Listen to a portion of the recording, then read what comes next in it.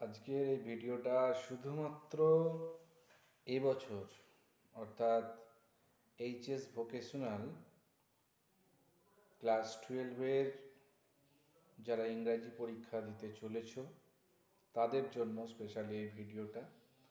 কম বেশি আমার HS English ভোকেশনালের class 12-এর এবং ক্লাস 11-এর সিলেবাস অনুযায়ী আমার ভিডিও দেওয়া রয়েছে। আজকে যে জন্য ভিডিওটা করা তার কারণটা হচ্ছে এবারে যেটা দেখা যাচ্ছে, বিশেষ করে আমি যাদের দিকে পড়িয়েছি তাদের যে কোয়ালিটি সেটা আমার কাছে খুব কম মনে হয়েছে। তো এবারে যেমন কোয়ান্টিটির সংখ্যা অর্থাৎ নাম্বার অফ স্টুডেন্ট সংখ্যা কম আছে, সেই হিসেবে কোয়ালিটিটাও খুবই কম আছে।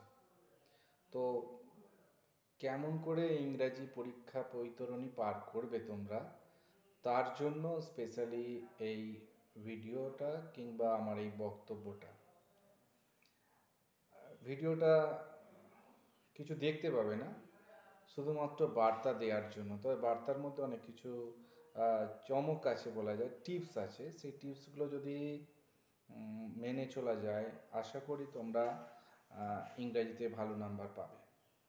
প্রথমত তোমাদের মার্কসটা হচ্ছে 80 মার্কসের, এবং এই 80 মার্কসটা বিভিন্নভাবে তোমাদের নাম্বার ডিভাইডেশনটা আছে। প্রথমত সেটা হচ্ছে তোমাদের যে টেক্সটের যে কোয়েশ্চেন আছে প্রোজের এবং পোয়েট্রির, সেখানে এমসিকিউ আছে।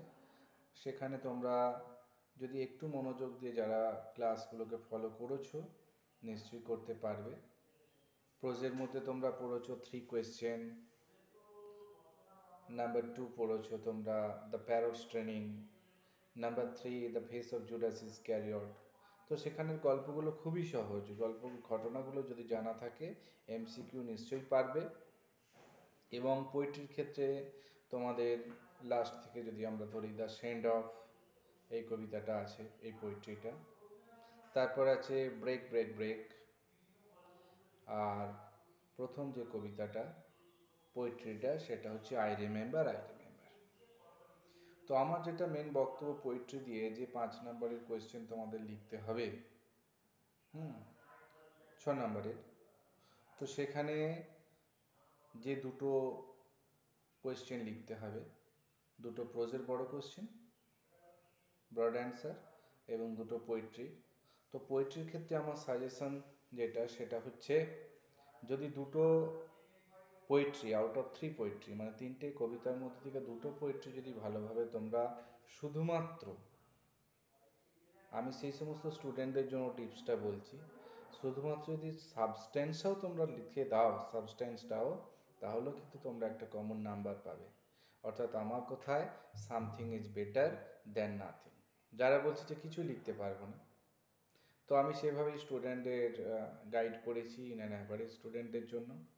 এবং যারা বুঝতে পারবে কোয়েশ্চেন দেখে, সেই কোয়েশ্চেনের আনসার নিশ্চয়ই তারা করবে, ভালোভাবে নাম্বারও পাবে। আর প্রোজের ক্ষেত্রেও আমি বলবো যে খুব ভালোভাবে দুটো প্রোজের থেকে টপ টু বটম দেখে যাও, নিশ্চয়ই তোমরা কমন পেয়ে যাবে।